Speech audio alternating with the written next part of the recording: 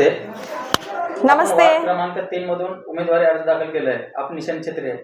त्या संदर्भामध्ये आपण काय सांगणार आहात? तर मी एक अपक्ष उमेदवार म्हणून आज सगळ्यांच्या समोर उभी आहे. मी एक शिवसैनिक आहे. शिवसेनेचा निशाणी जरी आज माझ्यासोबत नसले तरी शिवसेनेचा भक्कम पाठिंबा माझ्यासोबतच आहे आणि माझी निशाणी आहे छत्री. बालाजी कल्याणकर आंबट साहेब म्हणतात की 6 महिने झाले यांनी आता आले, यांना काही शिवसेनेमध्ये आम्ही घेणार आणि यांची सीट कशी नेणार आम्ही बघतोय असं वक्तव्य केलं आहे. त्याच्यावर तुमचं काय म्हणणं आहे? ठीक आहे ना, आता 2 दिवसात निकाल आहेच आहे दादा. मतदान 15ला आहे, 16ला निकाल आहे. आपण ते बघूयात. आणि जे म्हणतात की 4 महिन्यांपूर्वी मी आले, बरोबर आहे ना? तर तुम्हालाही माहिती आहे की काही काही उमेदवार 1 महिन्यापूर्वीच आलेले आहेत. मग तुम्ही त्याच्याबद्दलही बोललंच पाहिजे असं मला वाटतं. बरोबर आहे ना? कारण काय भागामध्ये विकास कामं झालेली नाहीत. त्या संदर्भामध्ये आपण काय सांगणार आहात? बघा, मला स्वतःवर एवढा विश्वास आहे कारण मी स्वतः माझा वॉर्ड 4 वेळा पिंजून काढलेला आहे. 5 फेऱ्या माझ्या झालेल्या आहेत आणि त्यातल्या 4 फेऱ्या हे प्रत्येक एका मतदारापर्यंत, प्रत्येक एका घरापर्यंत आणि प्रत्येक एका व्यक्तीपर्यंत मी पोहोचलेली आहे. तर त्याच्यामुळं विकासाच्या मी जेव्हा केव्हा बोलते की मला माझ्या सांगवी प्रभागाला विकासाच्या दिशेने घेऊन जायचं आहे, तर ते कशा प्रकारे जायचं आहे त्याच्यासाठीचा पूर्ण आराखडा मी तयार केलेला आहे. आणि तो आराखडा तयार करण्यासाठी किंवा विकासाच्या दिशेने घेऊन जाण्यासाठी सूक्ष्म अभ्यास करणे अत्यंत गरजेचं असतं. तर ही जे पहिला टप्पा जो आहे तो मी माझी उमेदवारी मिळण्याच्या पहिलेच मी पूर्णपणे कंप्लीट केलेला आहे.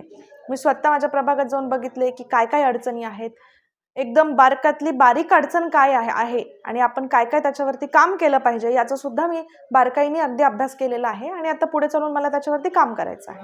आपण डोर टू डोर जाऊन नागरिकांशी संवाद साधताय, त्यांचा काय प्रतिसाद मिळतोय?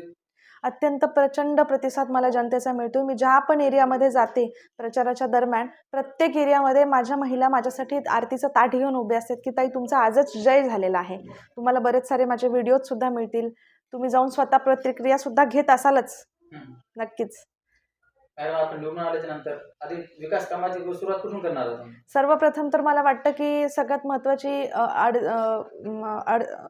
समस्या आहे ती म्हणजे पाण्याची. कारण पिण्याचं पाणी हे आपल्या आरोग्याशी जोडणारी गोष्ट आहे. आणि दुसरी आहे स्वच्छता. तर सर्वप्रथम मला त्याच्यावरती काय करता येतील त्याच्यावरती मी लवकरात लवकर काम करणार आहे. आणि त्याच्यानंतर मग रस्ते, नाली, पाणी, हॉस्पिटल, ट्रान्सपोर्टेशन. कारण मध्यरात्री जर कोणाला हॉस्पिटलची वेळ आली तर कसल्याही प्रकारचं ट्रान्सपोर्टेशन माझ्या प्रभागामध्ये काही ठिकाणी उपलब्ध नाही आहे. पूर्ण काळोख पसरलेला असतो. कारण वेळ एखाद्या कोणाला हॉस्पिटलची एमर्जन्सी आली तर वेळ ही अत्यंत महत्त्वाची असते. तर त्या सगळ्या गोष्टी मी विचारात घेऊन त्याच्यावरतीचा आराखडा तयार केलेला आहे आणि त्याच्यावरती नियोजनसुद्धा चांगल्या प्रकारे लावलेलं आहे. आता फक्त निवडून आल्यानंतर आपल्याला त्याच्यावरती पुढचे पाऊल टाकायचे आहेत. जनतेला काय आवाहन करणार आपण? आत्ता 15 जानेवारी 2026 रोजी सकाळी 7:30 ते सायंकाळी 5:30 या दरम्यान महानगरपालिकेची निवडणूक होणार आहे. तर मी तुमच्या सर्वांना माझ्या सांगवी प्रभाग क्रमांक 3 मधील माझ्या सर्व मतदार बंधू भगिनी आणि माझ्या मायबाप मतदारांना मी एवढीच विनंती करते की माझं निशाणी आहे छत्री.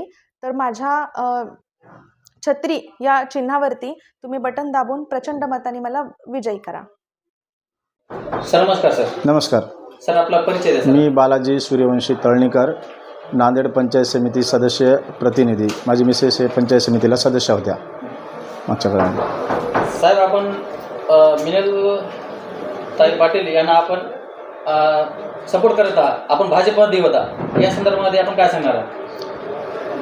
मिनलताई पाटील हे मागील जवळपास 1 वर्षापासून 8-9 महिन्यापासून आपल्या नांदेड शहरामध्ये सांगवी या प्रभागामध्ये सक्रिय त्यांनी लोकांमध्ये जाऊन त्या प्रभागामध्ये निवडणूक लढवण्याच्या अनुषंगाने जी तयारी केली आणि या प्रभागामध्ये त्यांनी जे काही समस्या असतील आणि जे काही पुढं काम करावं लागेल किंवा या ठिकाणी झालेले कामं आणि बऱ्याचपैकी राहिलेले कामं आणि त्या आपल्या प्रभागामध्ये सर्व समाज बांधव राहतो. या ठिकाणी बहुजन समाजाचे सर्व समाज बांधव राहत असतात आणि त्यांच्या अनेक अडचणींना त्यांनी स्वतः प्रत्यक्षात भेटीगाठीच्या दरम्यान पाहिलेलं आहे आणि त्यांच्यामध्ये एक तळमळ दिसली, एक उमेद दिसली.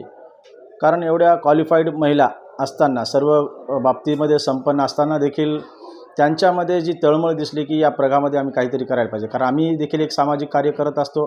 आम्हालाही वाटतं की गोरगरीब लोकांना शासनाच्या योजना मिळाल्या पाहिजेत, त्यांच्या काही अडचणी जाणून घेणारा एखादा त्यांचा कोणीतरी वाली असायला पाहिजे.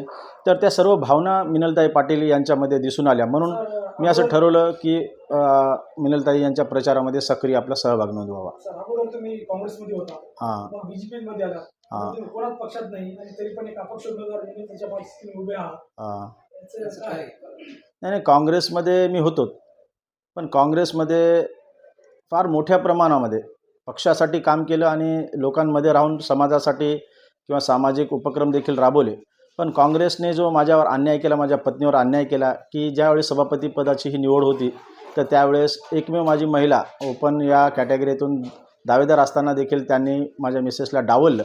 तर त्यामुळे मी नाराज झालो. आमच्यावर झालेला अन्याय, आमचं सर्व काम वाया गेलं. तर त्या हेतूने मी त्या मागील काळामध्ये माननीय प्रतापराव पाटील चिखलीकर साहेब यांच्या माध्यमातून भारतीय जनता पार्टीत प्रवेश केला खरा, आणि प्रवेश केल्याच्या नंतर देखील त्यांनी मान सन्मान दिला. चांगल्या पदावर, उपाध्यक्ष पदावर मला घेतलं.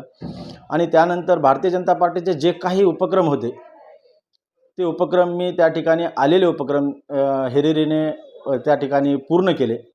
मागे एक ऑनलाईन सदस्य नोंदणी होती की नांदेड उत्तर ग्रामीणमधून 1000 सदस्य नोंदणी करणारा केवळ एकमेव मी आहे. हे या ठिकाणी मी अभिमानाने सांगू इच्छितो, कारण मी लोकांमध्ये गेलो आहे. कारण ही एवढी क्लिष्ट प्रक्रिया होती की एका सदस्य नोंदणी करण्यासाठी जवळपास मोबाईलच्या माध्यमातून 11 मिनिट एक सदस्य नोंदणी करायला लागत होतं. तर मी 1000 सदस्य नोंदणी मागच्या आमच्या लिंबगाव सर्कलमध्ये जवळपास 17 गावामध्ये केली. आणि परत एकदा अभिमानाने सांगतो की केवळ ग्रामीण भागातून एकमेव मी 1000 सदस्य नोंदणी करणारा बालाजी सूर्यवंशीच आहे. चिखलीकर साहेबांच्या नेतृत्वाखाली बीजेपी गेला, हां चिखलीकर साहेबांनी पक्ष सोडला हां आणि ते अजित पवार गटमध्ये आहे. हा. तुम्ही पक्ष का सोडून का नाही? हां, तर मी भारतीय जनता पार्टीमध्येच राहायचं ठरवलं, कारण मला नेहमी पक्ष बदलणं हे काय आवडत नाही. कारण ते लोकांमध्ये ते क्रेज राहत नाही की वारंवार पक्ष सोडल्याच्यानंतर. आता आम्ही पाहतो की अनेक जण स्वार्थासाठी, तिकिटासाठी, कामासाठी मजबूर होऊन तुम्ही म्हणता की मी पक्ष सोडतात. हां मी पक्ष सोडला नाही. हा. आता तुम्ही कोणाच पक्षामध्ये नाही. नाही नाही नाही, मी पक्ष भारतीय जनता पार्टीमध्ये का नाही आता मी सांगतो. कारण डी.पी. सावंत हे परत भारतीय जनता पार्टीमध्ये आले. त्याच्यामुळं डी.पी. सावंत साहेब यांचं नेतृत्व मीच काय, नांदेड उत्तरमध्ये कोणी देखील बरेच जण स्वीकारत नाहीत, पण ते अशोक चव्हाणचे फार राईट हँड असल्यामुळे ते परत आले. त्याच्यामुळे मी भारतीय जनता पार्टीमध्ये